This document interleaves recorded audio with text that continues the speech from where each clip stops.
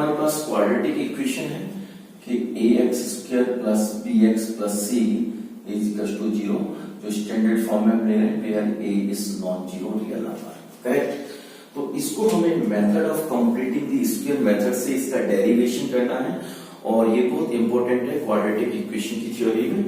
तो यहाँ पर क्या क्या टेक्निक्स हैं, हम किस टाइप से इसका परफेक्ट स्क्वायर बनाते हैं, वन बाय वन में सारी स्टेप्स आपको एक्सप्लेन करता हूँ।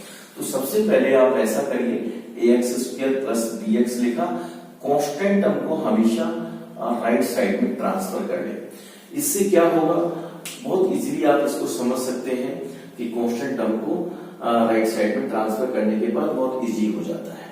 Okay, number of terms left side में ओनली 2 हो जाती है, करेक्ट। और देन उसके बाद क्या है कि x² को कोफिशिएंट को भी आप यूनिटी बना लें।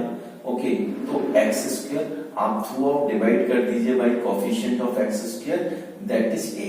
Okay, so here a is cancel out, okay, which is bx upon a is equal to minus c upon a। ठीक है, अब आप एक रिकॉल करिए कि हमारे पास x प्लस a का होल स्क्वायर का एक्सपेंशन क्या होता है, which is x², okay, plus 2 times of x into a and plus a²।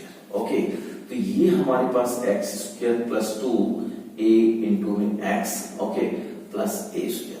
Okay, तो यहां आपने देखा कि x² का कोफिशिएंट यूनिटी है, that is 1, okay, and which is 2 times of ax, correct. तो उसी टाइप से हमें क्या करना चाहिए कि x² एज इट इज है, और यहां पर अकॉर्डिंग टू फॉर्मूला 2 भी प्रेजेंट होना चाहिए। तो हमने क्या किया, 2 से मल्टीप्लाई किया, ओके, कि इस एक्सपेंशन को हमें क्या करना है, एक परफेक्ट स्क्वायर बनाना, होल स्क्वायर बनाना है। तो ये क्या होना चाहिए, 2 टाइम्स किया, 2 टाइम्स। और आप इसको ऐसे भी समझ सकते हैं, बेटर है कि a plus b whole square क्या होता है, a² plus 2 times of ab and plus b²। Here a² is perfect in place of a, x² plus 2 times of first number that is a, 2 times of here x and what is left here b। तो b 2 से multiply किया, 2 से divide किया, तो this is b upon 2a। तो जो हमारे पास जो सेकंड जो टर्म होगा b हियर, तो वो ये हमारे पास b अपॉन 2a आया, करेक्ट। तो अब यहाँ पर क्या हो रहा है कि b² ऐड करना है आपको, ओके। तो यहाँ आप क्या करेंगे, b अपॉन 2a का होल स्क्वायर ऐड करेंगे, okay, both side, left side भी राइट साइड भी, minus c upon a plus b upon 2a whole square आपने ऐड किया, ओके। तो आप इसको इसके साथ रिजेंबल करिए, a² plus 2ab plus b², here a² plus 2ab and plus b², okay. तो this on the left side becomes x plus b upon 2a whole square, okay, and the right side minus c upon a plus b² upon 4a²। After taking LCM 4a² and it will be minus 4ac and plus b², which can be written as b² minus 4ac upon 4a²। ये हमारे पास जो है x plus b upon 2a whole square.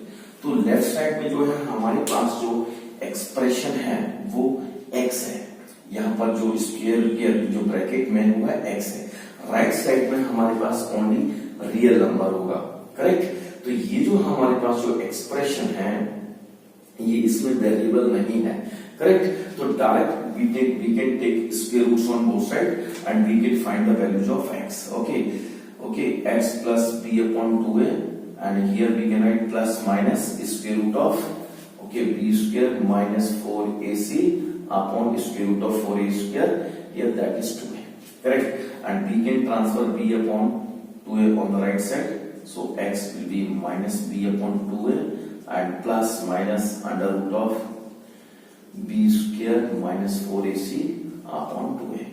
So x would be 2a and minus b plus minus under root of b² minus 4ac, correct. ये हमारे पास जो है ये method of completing the square method है। तो इसमें जो स्टेप्स हैं, क्या क्या मेन स्टेप्स हैं, सबसे पहले क्या है कि हमें क्या करना चाहिए, make coefficient of x square unity that is +1 and second जो point है make half of coefficient of x, make half of coefficient of x. Okay, third step, add square of half of coefficient of x on both sides. तो यहां से आपको ये 3 points आपको समझ आए कि कैसे करना है. सबसे पहले एक्स स्क्वायर के कोएफिशिएंट को यूनिटी बनाना है +1, देन उसके बाद एक्स के कोएफिशिएंट को हाफ बनाना है. ओके, एक्स का कोएफिशिएंट b/a है तो b/2a फॉर्म करना है, यानी half times of b/a. Okay, and then उसके बाद b/2a का होल स्क्वायर को बोथ साइड ऐड करना है. Add square of half of coefficient of x on both side. तो इसमें क्या बनेगा, हमारे पास जो लेफ्ट साइड में है लीनियर जो है हमारे पास एक्सप्रेशन का होल स्क्वायर फॉर्म होगा. ओके, और राइट साइड को सिंप्लीफाई करने के बाद ये लिख सकते हैं. तो ये हमारे पास जो स्टेप्स हैं ये है method of completing the square, और इसको हम श्रीधर आचार्य मेथड भी बोलते हैं. करेक्ट, ये है. और ये जो है इस पे जो हमारे पास जो स्क्वायर रूट में जो टर्म है, इस टर्म को b² - 4ac को, इसको हम कैपिटल D से डिनोट करते हैं, b² - 4ac, और D को हम बोलते हैं D इज डिस्क्रिमिनेंट.